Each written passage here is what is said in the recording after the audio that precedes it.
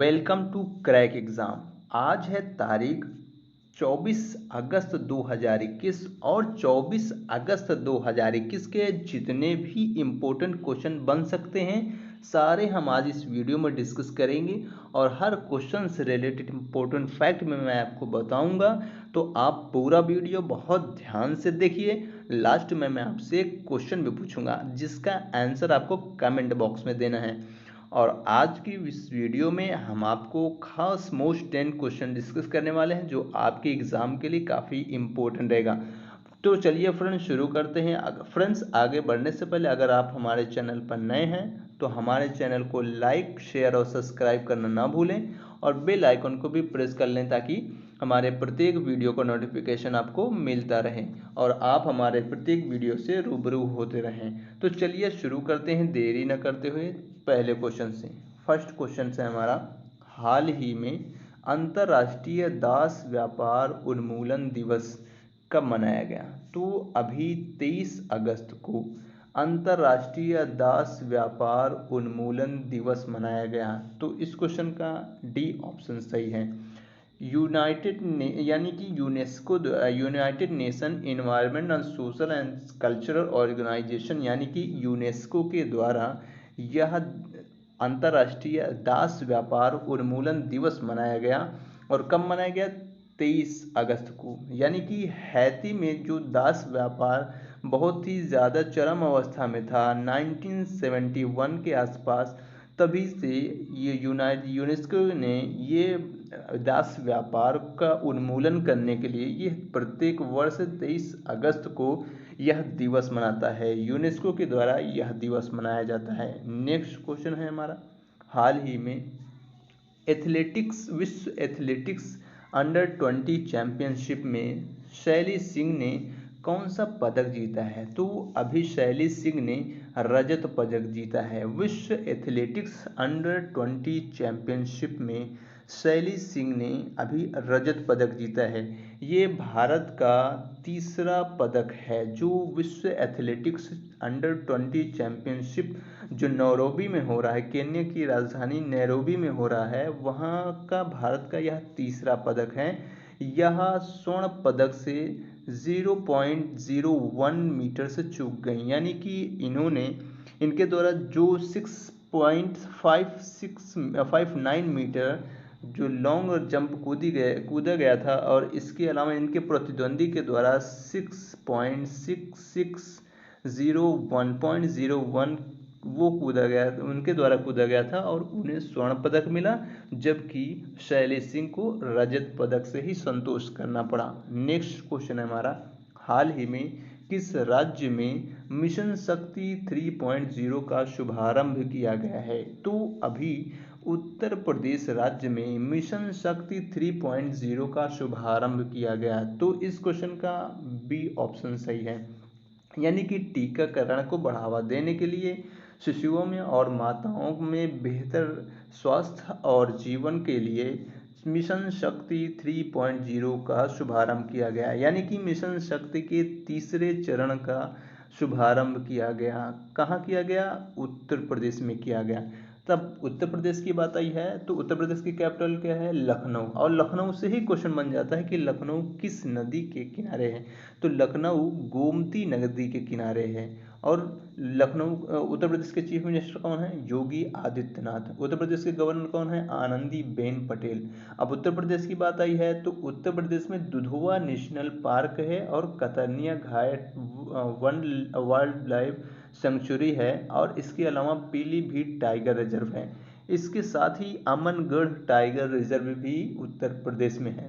उत्तर प्रदेश में ही बाल श्रमिक विद्या योजना शुरू की गई थी और इसके अलावा उत्तर प्रदेश में काला नमक चावल उत्सव मनाया गया। काला नमक चावल उत्सव भी उत्तर प्रदेश में मनाया गया। नेक्स्ट क्वेश्चन पे चलते हैं, हाल ही में हुरून ग्लोबल 500 की सूची में सबसे मूल्यवान कंपनी कौन बन गई है? तो अभी हुरून ग्लोबल 500 की जो सूची जारी की गई उसमें सबसे मूल्यवान कंपनी एप्पल बन गई है। तो इस क्वेश्चन का सी ऑप्शन सही है। एप्पल अभी प्रथम स्थान पर पहुंच गई है, यानी कि सबसे मूल्यवान कंपनी एप्पल बन गई है।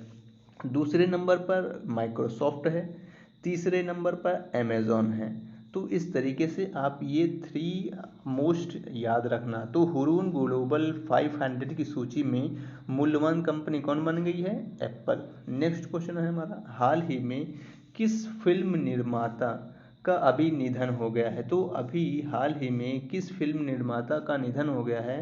तो प्रदीप गुहा का भी हाल ही में निधन हो गया है। तो इस क्वेश्चन का डी ऑप्शन सही है, प्रदीप गुहा का हाल ही में निधन हो गया है। नेक्स्ट क्वेश्चन में चलते हैं, हाल ही में किस राज्य में पहला एल्कोहल म्यूजियम खुला है? तो अभी किस राज्य में पहला एल्कोहल म्यूजियम खुला है? तो अभी गोवा राज्य में पहला एल्कोहल म्यूजियम खुला है। तो इस क्वेश्चन का बी ऑप्शन सही है, गोवा में अभी एल्कोहल म्यूजियम खुला है, मतलब कि ये पहला एल्कोहल म्यूजियम है। अब गोवा की बात आई है तो गोवा की कैपिटल क्या है? पणजी। गोवा की सीएम कौन है? तो प्रमोद सावंत। और गोवा के गवर्नर कौन है? तो PS श्रीधरन पिल्लई। अब गोवा की बात आई है तो रेबीज मुक्त होने वाला भारत का पहला राज्य गोवा बन गया है। गोवा में ही यशस्विनी योजना शुरू हुई है। अब गोवा की बात आई है तो स्वास्थ्य सखी योजना भी गोवा में शुरू की गई है। इसके अलावा गोवा में मोल्लम नेशनल पार्क है, जिसे भगवान महावीर नेशनल पार्क भी कहते हैं। इसके अलावा सलीम अली पक्षी विहार गोवा में है। अब सलीम अली पक्षी विहार गोवा में है तो सलीम अली नेशनल पार्क कहाँ है? तो सलीम अली नेशनल पार्क जम्मू कश्मीर में है।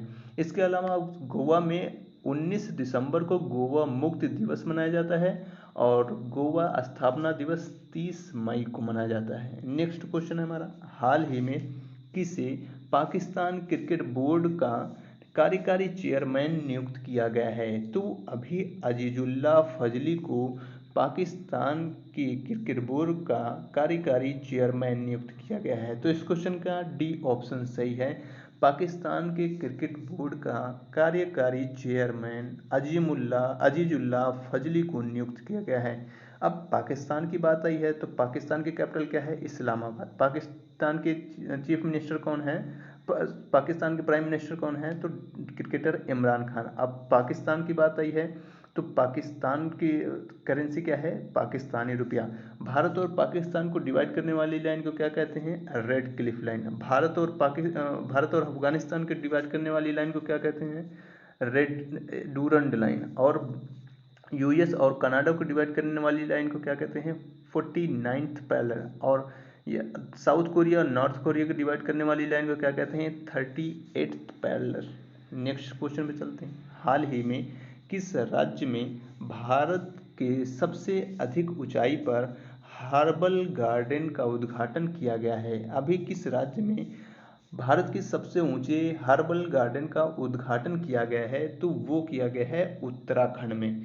उत्तराखंड राज्य में भारत के सबसे ऊंचे हर्बल गार्डन का उद्घाटन किया गया है। तो इस क्वेश्चन का बी ऑप्शन सही है, उत्तराखंड में हर्बल गार्डन का उद्घाटन किया गया है। उत्तराखंड में मॉस गार्डन भी स्थापित किया गया है। अब उत्तराखंड की बात आई है तो उत्तराखंड की कैपिटल क्या है? देहरादून। उत्तराखंड की एक समर कैपिटल भी बनी है जिसका नाम है गैरसैंण। अब उत्तराखंड के सीएम कौन है? पुष्कर सिंह धामी। उत्तराखंड के गवर्नर कौन है? तो बेबी रानी मौर्य। अब उत्तराखंड की बात आई है तो पहला वन चिकित्सा केंद्र उत्तराखंड में खुला है। बेरोजगार युवाओं के लिए होप पोर्टल उत्तराखंड में शुरू किया गया है। भारत का पहला लाइकेन पार्क उत्तराखंड में स्थापित किया गया है। हरेला पर्व फूलदेही त्योहार उत्तराखंड में मनाया गया है।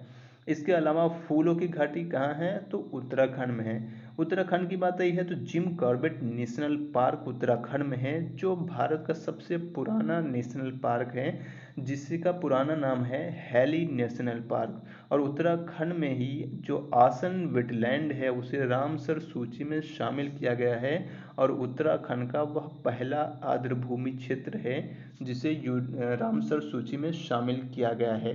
नेक्स्ट क्वेश्चन पे चलते हैं, हाल ही में किसने दिल्ली में राष्ट्रीय मौद्रीकरण पाइपलाइन का शुभारंभ किया है? तो अभी हमारे वित्त मंत्री निर्मला सीतारमण के द्वारा राष्ट्रीय मौद्रीकरण पाइपलाइन का शुभारंभ किया गया है। तो इस क्वेश्चन का सी ऑप्शन सही है। अभी दिल्ली में राष्ट्रीय मौद्रीकरण पाइपलाइन का शुभारंभ किसके द्वारा किया गया? तो निर्मला सीतारमण के द्वारा।